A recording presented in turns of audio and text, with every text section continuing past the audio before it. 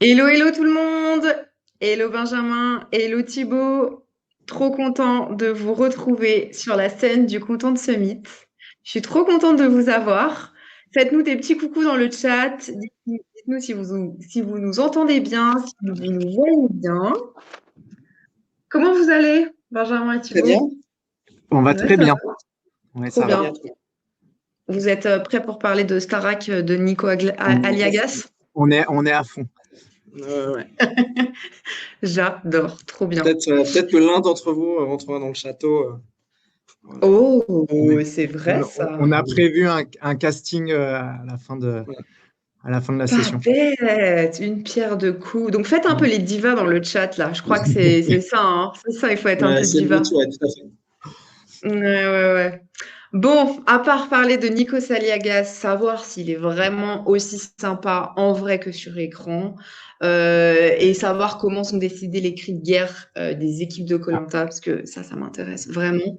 On va aussi parler de stratégie d'engagement des générations, de toutes les générations, mais notamment des générations plus jeunes, avec la nouvelle plateforme que vous avez lancée de streaming TF1+. Et on va aussi revenir sur votre stratégie gagnante social media et notamment comment est-ce que vous avez répliqué le succès de la Starac sur vos autres programmes. Donc écoutez, si vous voulez vous présenter, je vous laisse le faire et puis après, la scène est à vous. Super.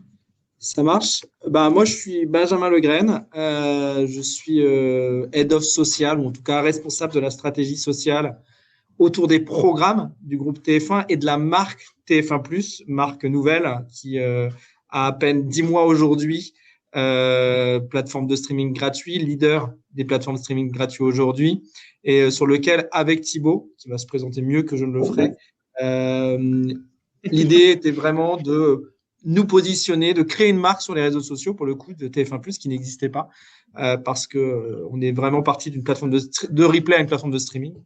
Et il fallait donc que dans notre prise de parole sociale, il y ait cette différenciation. Et donc, moi, je suis Thibaut Chassery dans l'équipe de Benjamin. Je suis le responsable social media, donc de toute la partie programme aussi. Donc, ça va de la Starac à koh en passant par La Villa, Danse avec les stars, beaucoup de marques iconiques. Et donc de TF1+ depuis janvier, ou comme l'a dit Benjamin, donc là, l'idée à partir de janvier dernier, c'était vraiment de partir from scratch autour d'une marque et de développer donc cette nouvelle marque TF1+. Voilà. Et moi, j'ai une question pour toi, Léa. Est-ce que tu as notre presse à partager? Ouais. Oui, bien sûr. Okay. J'ai cru que c'était une. Moi, si j'ai pas mes anti-sèches, c'est fini. Ouais. Hop, partagez. Vous voyez là sur le côté, vous pouvez partager vous-même. Je ne sais pas si vous voyez là sur le côté. Hop. Bon, sinon je le ferai, vous me direz, mais si vous préférez le faire vous-même. Hop, regardez, tac. Parfait.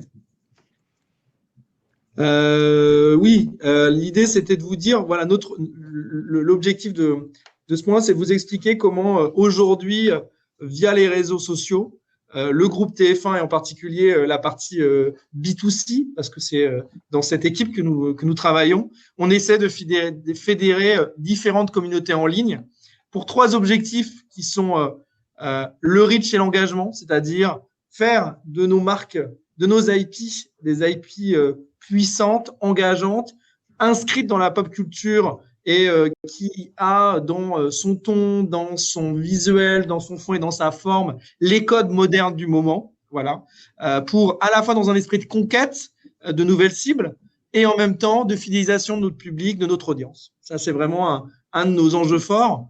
Et à côté de ça, il y a évidemment driver de l'audience de façon directe ou indirecte vers le linéaire et le délinéaire. Le linéaire, c'est évidemment vous qui décidez le mardi soir ou le samedi soir, si vous êtes fan de koh-Lanta, de la Starac ou de The Voice, de les regarder ces programmes en direct, ou des linéaires si vous avez un usage plutôt streaming de ces programmes. On dit streaming, on dit plus replay. Et que vous avez décidé de ne pas regarder les épisodes d'HPI en direct pour vous voir les binger à partir de cette semaine.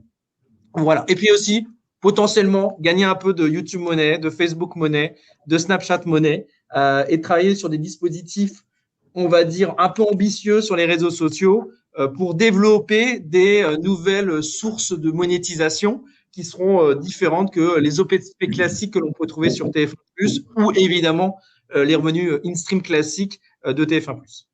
Et avec Thibaut, fort de ces derniers mois, on a décelé aujourd'hui 3 facteurs clés de succès. On ne parlera pas de recettes, mais de vrais facteurs clés de succès que je laisse pour faire que ces programmes engagent, fédèrent et qu'on ait cet esprit de conquête qu'on va avoir sur nos marques, programmes et plateformes. Je laisse Thibaut.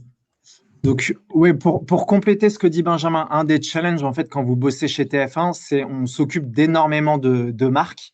Donc, en gros, on a grosso modo plus de 200 pages social média à gérer, ce qui représente énormément d'IP différentes, avec des tonalités différentes, avec une strate qui ne sera pas forcément la même. Et effectivement, comme le dit Benjamin, on s'est aperçu que ce soit sur la Starac, sur TF1+, sur des programmes plus confidentiels type La Villa, peut-être que certains connaissent, qui est une télé-réalité.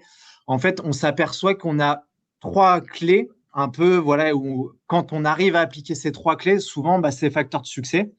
À des niveaux parfois énormes comme la Starac, et là on parle vraiment de succès national et il y a un vrai truc pop culture qui se crée, et à d'autres succès aussi comme là plus émergents comme TF1+, qu'on est en train de mettre en place depuis janvier. Donc ces 3 facteurs qu'on va vous développer, je pense que chacun d'entre vous va s'y retrouver. Parfois ils seront peut-être plus adaptables pour vous, d'autres non, mais en tout cas le premier facteur, on s'aperçoit que on a mis battre le rythme avant et pendant la diffusion du programme. Donc, on s'aperçoit quand on a des prises de parole importantes et vraiment quand on inonde en tout cas les réseaux sociaux, notamment sur une phase de teasing, on s'aperçoit que souvent ça permet de bien starter un programme et derrière, ça entraîne des succès tout au long des semaines qui vont suivre. Donc, pour vous donner un chiffre, on en parlera un peu plus en détail, mais la Starac, rien que sur la phase de teasing, là actuellement, donc sur 2 semaines, on est à plus de 200 publications, donc sur tous nos réseaux. Si vous prenez donc la concurrence sur des programmes similaires, parfois ils vont être plus sur une moyenne de 50 publications. Donc nous, on quadruple la publication et on s'aperçoit en tout cas que d'en mettre partout, sur tous les supports, ça peut être un vrai facteur de succès. L'autre point qui n'est pas forcément adaptable à chaque fois, par exemple, il l'est moins sur une Starac, mais sur un La Villa où vous avez déjà, en fait, La Villa, donc ça regroupe des influenceurs. Donc ça va être vraiment s'appuyer sur les communautés des personnes qui font partie du programme. Donc sur un Koh-Lanta, c'est évidemment la communauté de Denis Brognard. Quand on fait Danse avec les stars d'Internet, ça va être un Michou ou une Bagheera ou une Natou. La Villa, ça va être les influenceurs qui font partie de La Villa. Mais voilà, en tout cas, le rayonnement de notre programme passe souvent par une implication de nos talents. Soit on leur fait faire du contenu, soit on leur met des contenus à dispo pour qu'ils puissent partager sur leur réseau. Mais vraiment, en tout cas, qu'il y ait des vases communicants entre nos pages réseau et leurs pages à eux. Et enfin, ça, je pense que ça va concerner un peu tout le monde, vous comme nous, mais forcément, chez TF1, il y a beaucoup de personnes, beaucoup de gens qui ont une expertise autour du programme, donc des gens vraiment qui vont produire le programme, qui ont une vraie connaissance du programme. Mais notre plus-value en tant que sur le social media, c'est vraiment de connaître nos supports, nos plateformes. Et c'est vrai qu'on s'aperçoit quand on garde vraiment la main sur ce qu'on crée, la sélection des extraits, etc. En fait, tout de suite, ça va avoir un vrai impact sur la viralisation et la viralité de nos contenus. Donc voilà les 3. Je pense que comme vous tous, qui travaillait sur les gens qui travaillent ici sur les réseaux sociaux, on a beaucoup à faire et c'est normal à des gens qui les réseaux sociaux, beaucoup de gens pensent les connaître parce qu'ils ont un compte Instagram, ils ont un TikTok, voire une page Facebook et que donc ils savent faire quoi.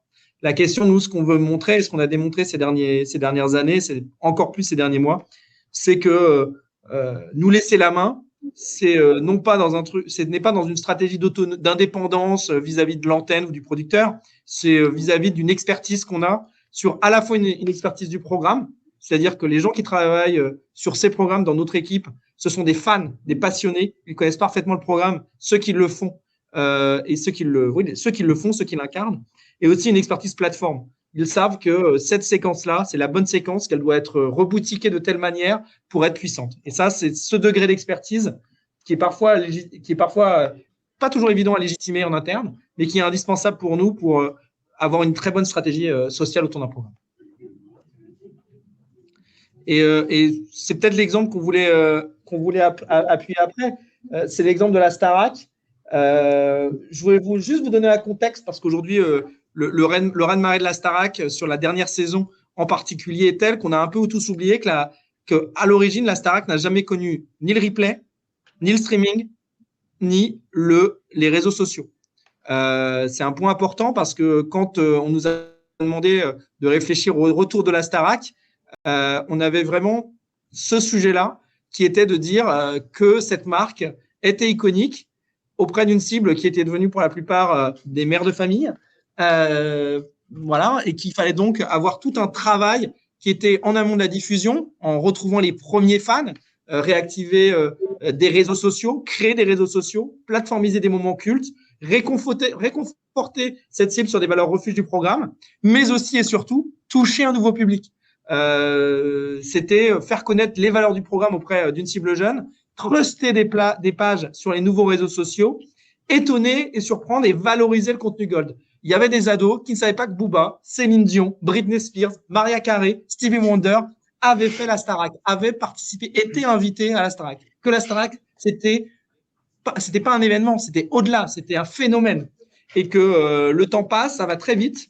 Et que la Starac, il avait fallu faire un travail sur la saison 10 en particulier de dépoussiérage un peu, d'être très présent sur les réseaux sociaux massivement, de pas être avare de mettre du contenu pour arriver au phénomène qu'on a eu la saison dernière, véritable phénomène, et que je laisse Thibaut préciser et expliquer.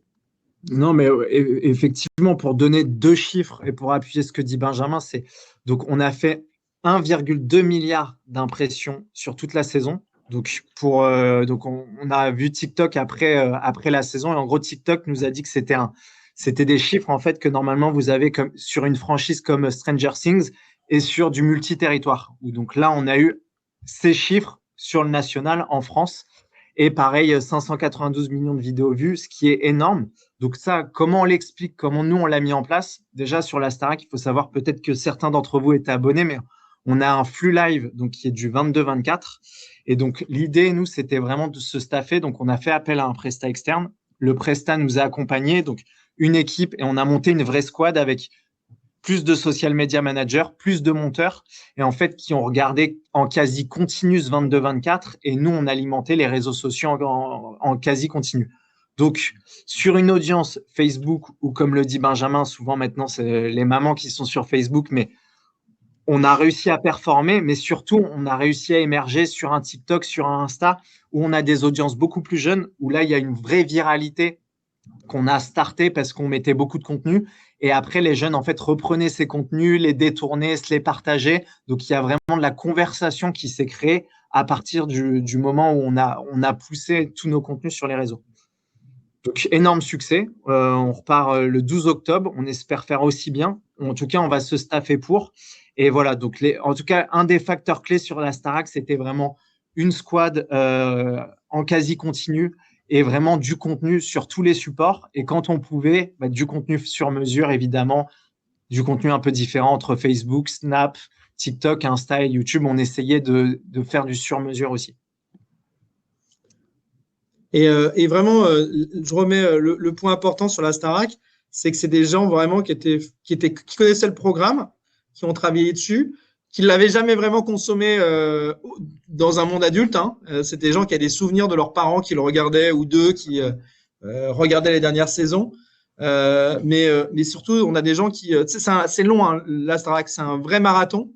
Donc on a besoin d'avoir des équipes qui ont envie de regarder le programme et qui ont envie de le suivre au quotidien, de suivre les aventures, les personnages, les profs, tous les incarnants, parce que c'est le meilleure façon d'en faire un succès.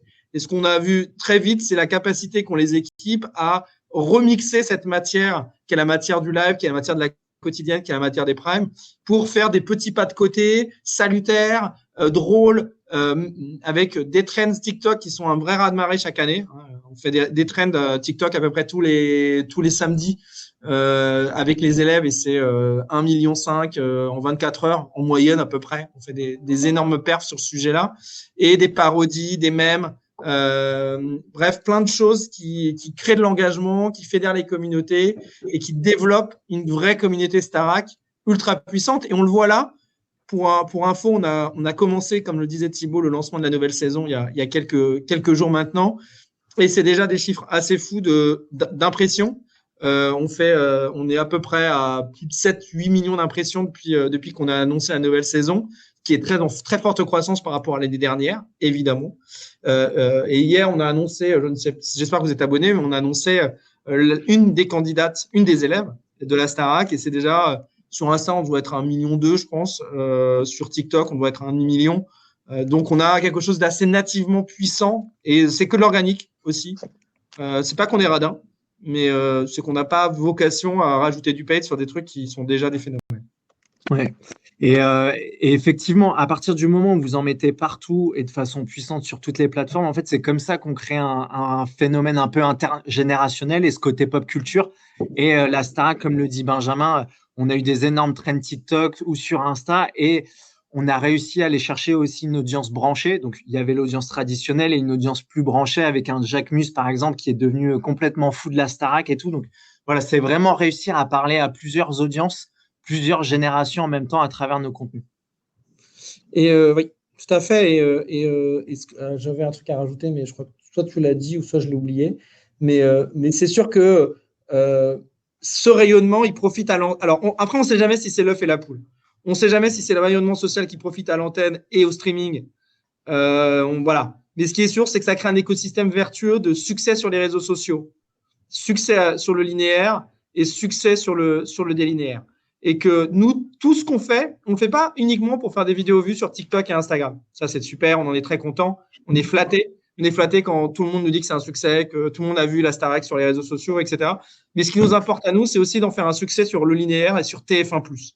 Et les chiffres sur TF1+, sont des chiffres qui sont incroyables en termes de conso live, de conso extrait, de conso streaming. Et donc, ça crée un écosystème extrêmement positif, vertueux de la Starac. Elle est partout. On consomme de la Starac tout le temps, en fait. Et c'est vraiment ce que nous, on veut mettre en place. C'est une consommation. C'est que la Starac, c'est dans le quotidien des Français et dans leurs usages. Donc, le deuxième critère dont on vous parlait, c'est s'appuyer sur une nouvelle communauté. Donc, ça, comment ça se traduit? En gros, là, on vous a mis un exemple parce qu'on est fan de la villa ici. Je ne sais pas si vous connaissez le programme, mais c'est des créateurs, des influenceurs qui sont en panne d'amour et qui se retrouvent donc dans un endroit paradisiaque avec une sexologue qui va les conseiller. Voilà, voici le pitch. Donc, c'est un programme qui a une auto qui fonctionne bien tous les ans. Mais cette année, vraiment, on a réussi à avoir une phase de teasing où on s'est énormément appuyé sur les talents, donc sur les influenceurs qui participaient à l'émission. Et donc, ça a été le plus gros succès pour une télé-réelle cette année. Donc, comment on a fait? En gros, sur certains contenus, notamment sur la phase de teasing, en fait, on s'est dit, tous les contenus ne doivent pas forcément partir des pages de la villa. Donc, on leur a mis des contenus teasing aussi à disposition, qui l'ont partagé sur leur réseau. Ça crée de la conversation. Il y a un truc un peu de viralité qui s'est installé à travers leur réseau sans que ça fasse trop promo, trop marketing, mais vraiment tout seul de leur côté. Donc, ça, c'était le premier point. Le deuxième point, évidemment, c'est tout ce qui est collab. Commentaires, donc les inciter à commenter. Souvent, ils commentent notre post. Il y a une conversation qui va se créer en dessous d'un post. Donc ça, hyper cool pour l'algorithme. La partie collab, évidemment, pareil, ça permet de faire un partage d'audience et nous de gagner en abonnés. Donc ça, les deux éléments. Et pareil, côté TF1+, on l'a beaucoup fait là depuis janvier, parce qu'on partait de quasi de zéro. Et donc là, sur Insta, on est à 200 000 abonnés. Sur TikTok, on est à plus de 400 000 abonnés. Et on s'est dit, on a plein de talents maison. Comment on fait pour s'appuyer sur ces talents maison? Donc là, on vous a mis pas forcément la plus connue, mais qui a un vrai truc digital, en tout cas, Hélène Manarino, où on l'a testé sur la culture un peu TF1 pour avoir ce côté pop, lui parler de Sous le soleil, du Big Deal, etc., un peu la questionner sur ça. Et donc ça, forcément, elle partage. Nous, on gagne en abonnés. Et donc, on a vraiment fait ça depuis janvier et ça a été un des gros vecteurs d'abonnement depuis depuis le lancement. Et voilà, je ne sais pas, Benjamin, si tu peux peut-être parler de Dalcy rapidement. Non. Oui, on peut parler aussi de Dalcy. Alors, on va pas vous faire la jeunesse de Dalcy, mais c'est juste l'histoire d'un fan du programme qui s'appelle Michou, hein, que vous connaissez tous, qui à la fois a eu une autre exposition quand il a fait Danse avec les stars il y a quelques années. Il a aussi rencontré l'amour, donc voilà, aucun lien avec la ville à décor brisé. Et ça, pour le coup, dans Dalcy, on a vraiment créé là aussi quelque chose de très vertueux avec Michou, les invités de Michou, voilà, les stars, les incarnants qu'il avait invités pour cette aventure-là, qui ont pour la plupart quasiment tous joué le jeu de la promotion vers TF1+, de faire rayonner le programme sur leurs réseaux sociaux pendant toute la saison. Et c'est vraiment un point important. Aujourd'hui, quand vous faites une publication sociale, vous le savez, le but, c'est qu'elle touche plus de gens que vos abonnés. Et c'est vraiment ça l'enjeu. Donc, ça peut évidemment la viralité, mais ça, c'est pas vrai. Ça, on fait tout notre possible pour avoir des contenus les plus viraux, les plus puissants possibles. Mais c'est aussi avoir l'appui d'incarnants forts qui légitiment aussi votre production, qui légitiment le fait que machin parle de votre programme et pas sous une vocation paid, faire de l'influence paid. Franchement, nous, avec Thibaut, on veille un peu sur ce que fait certains de nos concurrents là-dessus. Franchement, si c'est pour avoir des influenceurs qui filment mollement leur télé pour dire qu'ils regardent Star Academy, ça va pas nous intéresser. Déjà parce que beaucoup de gens regardent la Star Academy. Ce qui nous intéresse, c'est plutôt de créer un contenu inédit, original, sexy, bien produit, qu'ils assument, qu'ils peuvent relayer, etc., pour créer une notoriété de marque autour de nos programmes et autour de TF1+. Oui, exactement. Sur la partie influence, Benjamin le disait tout à l'heure, on n'est pas radin, mais si on peut trouver d'autres moyens que de payer des influenceurs qui n'ont pas forcément envie de faire le contenu, qui vont le faire un peu, donc idéalement, on essaie, en tout cas quand on a un talent à disposition, de lui proposer un vrai contenu avec une vraie plus-value édito pour que ça l'amuse, que ça nous amuse et vraiment tout de suite, on sent que ça rejaillit en tout cas sur ce qu'on propose éditorialement.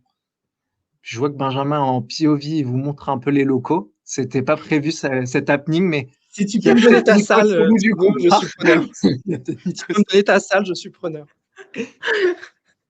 Vous parliez d'authenticité, on y est. On y est. Voilà. Tout à fait. Je suis en sacrée soirée, si tu veux. C'est ça, mon nom de salle.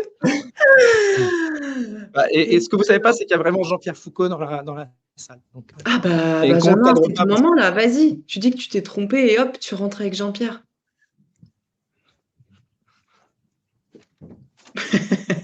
Le chat veut voir Jean-Pierre. Voilà, voici Jean-Pierre Foucault.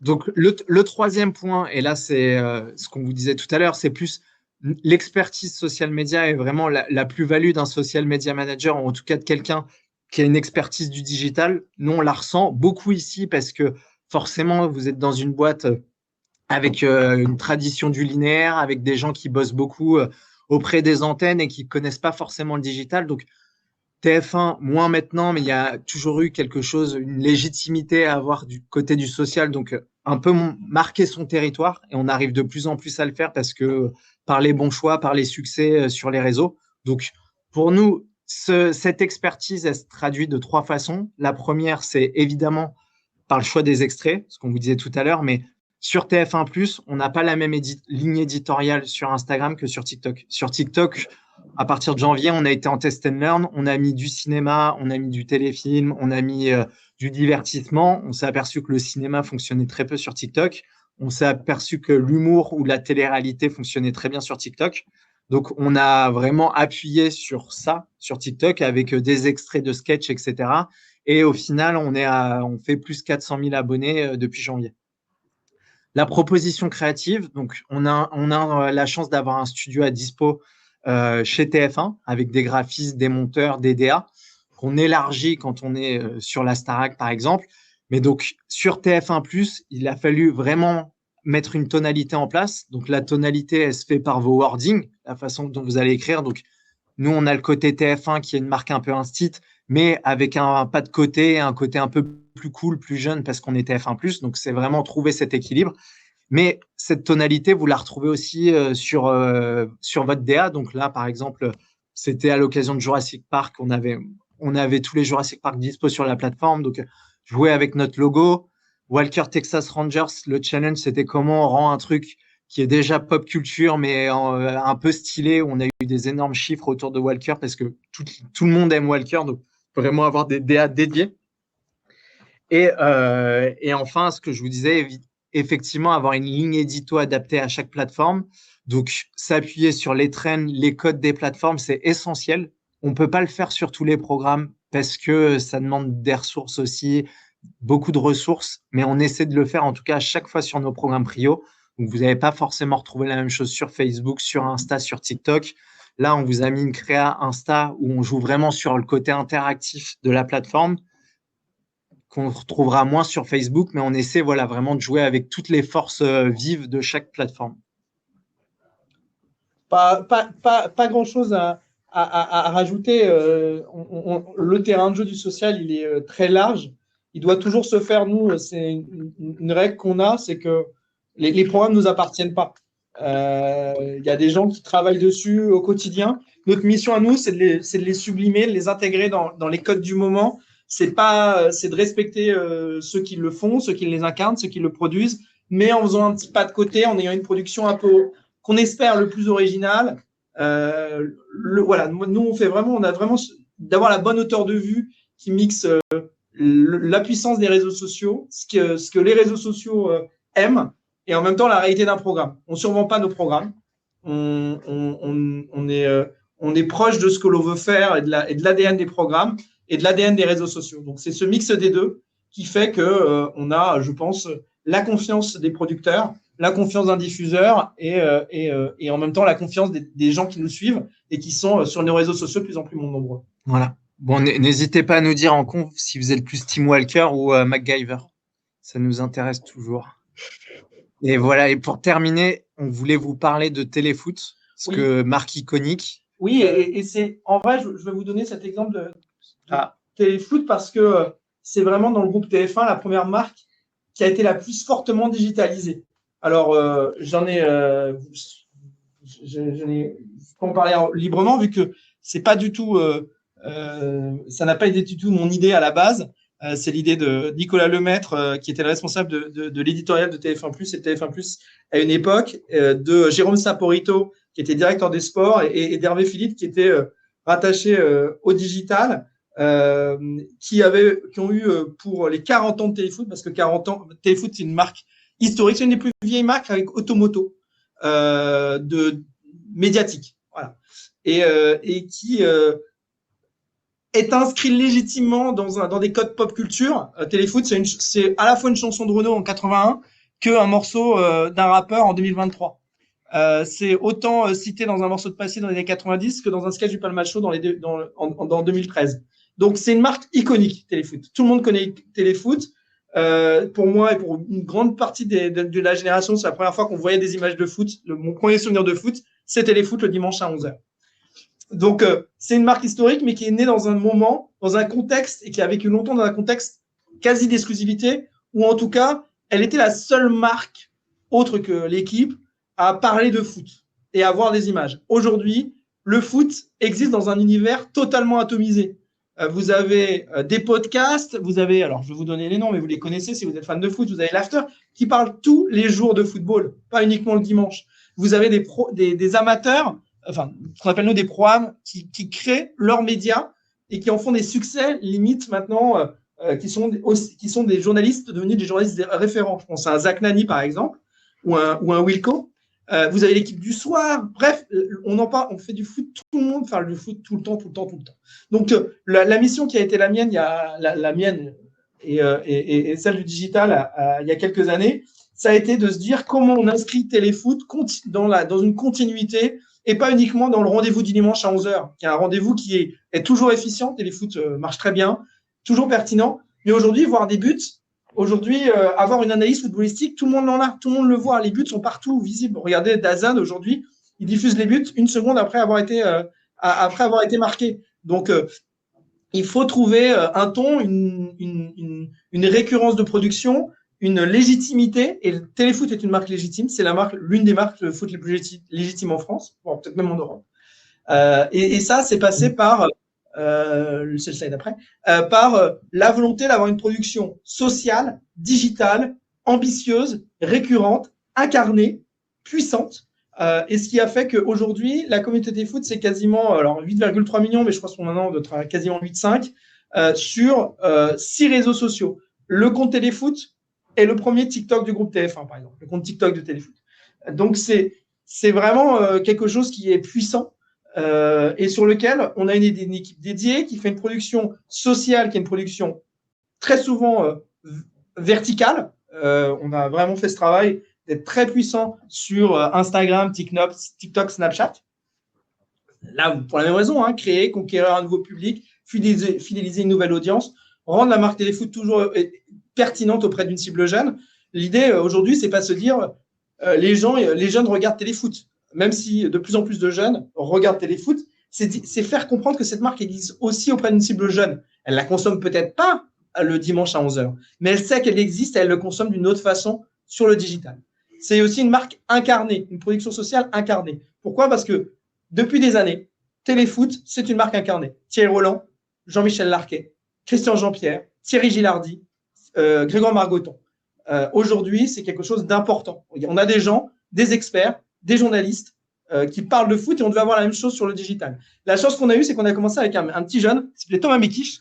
Thomas Mekish, il a commencé comme nous, comme présentateur de la quotidienne de Téléfoot, qui est un format qu'on n'a pas mis en stand-by, mais qu'on réfléchit différemment aujourd'hui parce qu'on on réfléchit à comment on l'optimise, on le fait mieux. Mais aujourd'hui, Thomas Mekish, il présente plus la quotidienne de Téléfoot parce qu'il présente tout simplement, il co-présente le dimanche Téléfoot à l'antenne et il présente les après-matchs. Donc, c'est l'importance de l'incarnation parce que c'est aussi la capacité derrière d'avoir des talents qui deviennent des talents de l'antenne.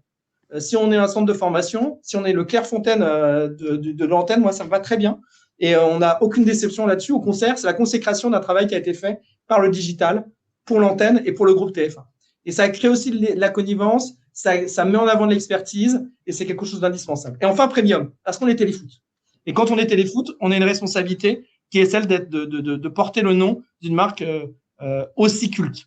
Et ça, on a la chance incroyable, c'est qu'on a des opportunités que les autres n'ont pas et qui sont diffusées dans une fenêtre temporelle très courte. Aujourd'hui, quand vous faites l'interview d'un joueur de foot, vous pouvez exploiter 5-7 minutes maximum à l'antenne. Nous, on peut en récupérer 20 minutes et le diffuser sur TF1+, et ensuite sur YouTube. On a des droits, on a des images de match, on a des résumés, on a des accès, on a des choses, on a des journalistes qui ont des cartes de presse qui nous donnent des accès à une légitimité pour produire du contenu qui est quand même très forte et qui est rare et qu'on doit valoriser. Et c'est ce qu'on fait au quotidien. On a fait, on a compté, je pense que l'interview elle dure 10 minutes. On a 30 minutes de Thierry Henry interviewé par Big Chen Telizarazu. On a des pépites comme ça qui sont et aussi on a une production digitale premium. On a des gens qui ont des opportunités et qui produisent du contenu et qui le font avec talent et passion. Et c'est vraiment aussi, et je mets aussi quelque chose en point de tout ça, que ça soit la Villa, que ça soit la Starac, que ça soit Téléfoot, c'est la passion. On a des gens qui sont passionnés par à la fois le médium, mais aussi passionnés par les sujets qu'ils traitent. La chose la plus importante. Je fais aussi un petit sujet RH à la fin. C'est qu'on a beaucoup de gens qui travaillent avec nous qui commencent comme alternants. Et c'est important pour nous parce que on dit souvent oui, la télé ça intéresse plus les jeunes, etc. Oui, la télé s'en fout un peu. Pas du tout, c'est pas le cas. Vous allez voir, ils le consomment différemment la télé. Ils le consomment probablement grâce à ça, probablement dans un esprit totalement délinéarisé. Le rendez-vous de l'antenne, du live est toujours important, mais il sert de repère à une consommation qui se fait en streaming. Et nous, on recrute, on essaie dès qu'on a des opportunités d'intégrer des gens dans nos équipes, si on essaie de voir les alternants avec qui on travaille, parce que c'est des gens qui ont montré une passion à un âge très jeune, qui ont une affinité avec les réseaux sociaux et l'antenne, et c'est quelque chose que nous, on veut valoriser au quotidien, et on n'a pas envie qu'ils aillent ailleurs. Donc aussi, le travail qu'on fait sur l'incarnation, etc., sur le côté un peu centre de formation, les réseaux sociaux, c'est une porte d'entrée aussi puissante et valorisante pour travailler pour un grand média comme TF1. Trop bien, merci beaucoup. On sent la passion, notamment quand on parle de foot chez Benjamin, en tout cas. Il y a plein de questions, donc il nous reste 10 petites minutes. Je voudrais bien qu'on y réponde parce que franchement, il y a plein de questions hyper intéressantes. Alors, on a des questions sur comment est-ce que vous adaptez, par exemple, sur une même page Instagram, comment est-ce que vous adaptez votre contenu à différentes cibles? Comment est-ce que ça, vous le faites? Vous avez parlé un peu de la consommation. Ils ont des habitudes de consommation différentes, donc ils vont le consommer à des horaires différents, par exemple. Mais vous, dans la manière dont vous l'amenez, est-ce qu'il y a une différenciation? Au sein de la même page sur Instagram, par exemple? Oui. Non, pas vraiment. En fait, on a quand même quelque chose, quand on bosse chez TF1, c'est TF1, on dit souvent que TF1 est au cœur des Français, dans le cœur des Français. Donc, on a quelque chose, en fait, on doit avoir une expertise pour savoir parler à tout le monde avec certains contenus. Donc, ça veut dire que notre contenu, les contenus qu'on met en avant, sont censés pouvoir parler à différentes audiences. Après, on va adapter, par exemple, si on fait du YouTube, on va être un peu sur de la consommation plus longue parce qu'on voit que c'est la tendance en ce moment versus un TikTok ou un Snap. Donc, selon les plateformes, on va adapter nos formats, notre narration, mais au sein d'une même plateforme, on va essayer d'avoir des codes qui vont pouvoir parler à plusieurs cibles. Ok, très clair.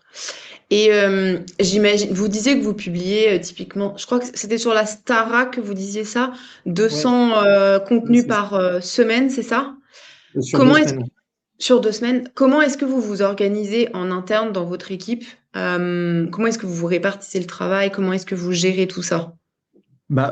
Ça, clairement, je pense qu'il y a un truc que tout le monde doit avoir un peu ici, mais mine de rien, quand on bosse sur le social, il y a un truc de rigueur, en tout cas, qui est le rétro-planning, et qui est un peu, nous, on a un document un peu qui est le sacro-saint document pour tout le monde qu'on se partage. Et donc, l'idée, c'est vraiment de mettre en place un rétro en amont. Souvent, ça va être un mois à l'avance, avec tous les posts, heure par heure, jour par jour, plateforme par plateforme, les messages, les wordings, etc. Et donc, quand vous faites ça, ça vous mâche quand même une bonne partie du travail. Ouais, ok. Et si on prend par exemple réseaux sociaux, parce qu'on a plein de personnes dans le chat qui viennent pas du tout du milieu, du même milieu que vous, qui est pas hors divertissement, on va dire. Si vous pouviez nous donner 3 takeaways un peu de bonnes pratiques sur les réseaux sociaux pour transposer toutes ces stratégies plus sur du service, du produit. Pour vous, c'est quoi la recette un peu? Ce serait quoi la recette un peu magique, entre guillemets? En plus de celle qu'on vient de vous donner? Pour résumer, on va dire, pour faire une petite tambouille un peu. Non, mais comme on le disait au début, il n'y a pas les recettes magiques. C'est facile de dire sur la Starac, il y a une recette magique. La vérité, j'ai rien contre les Dacia, mais on fera jamais d'une Dacia une Ferrari sur les réseaux sociaux. On a la chance de travailler sur déjà des très bons programmes. La Starac, et c'est pas de notre fait, hein.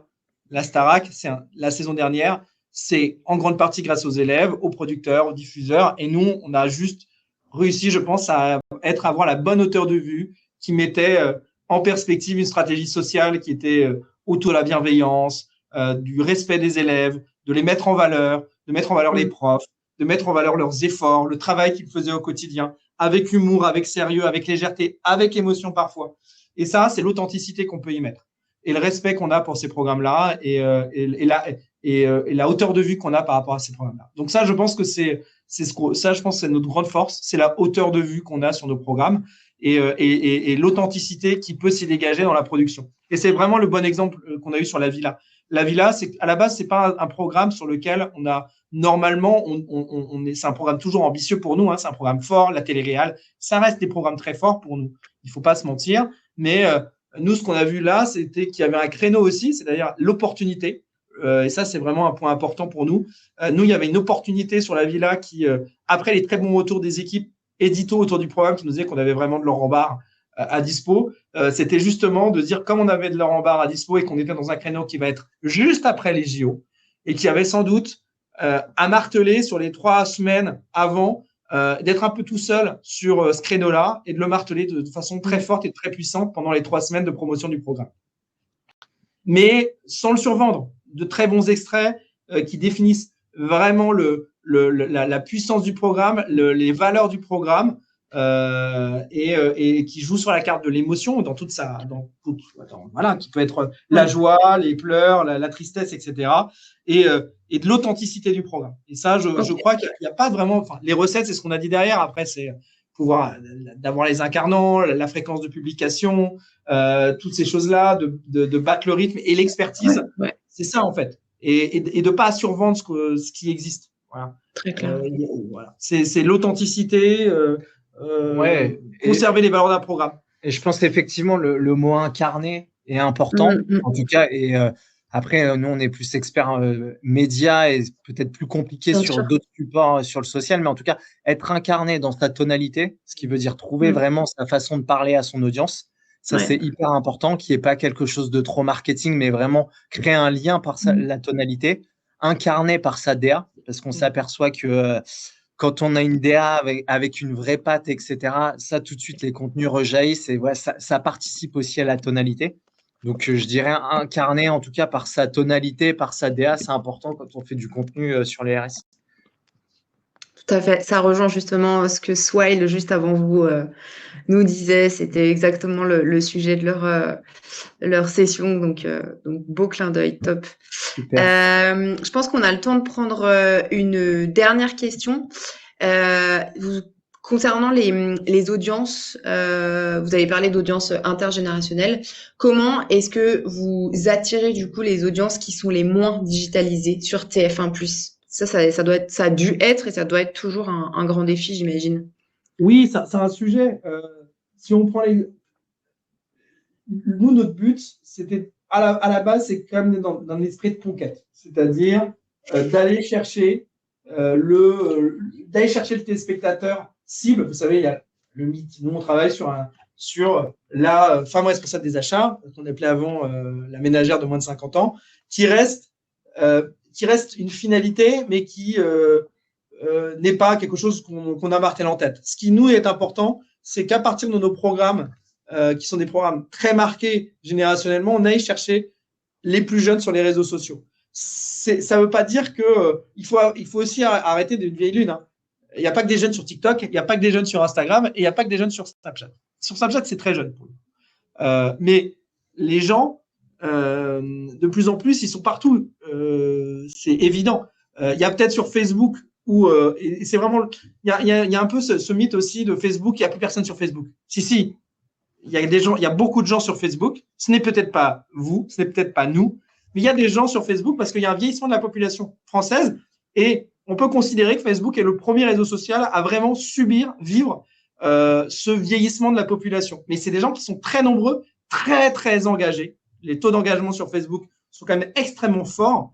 La question, c'est que quand on leur parle de la Villa et de la Starac, avec Pierre, avec Elena, on est dans une même problématique que, je pense, un Inoxtag ou un Squeezie quand il met des vidéos ou quand il fait des choses sur Facebook.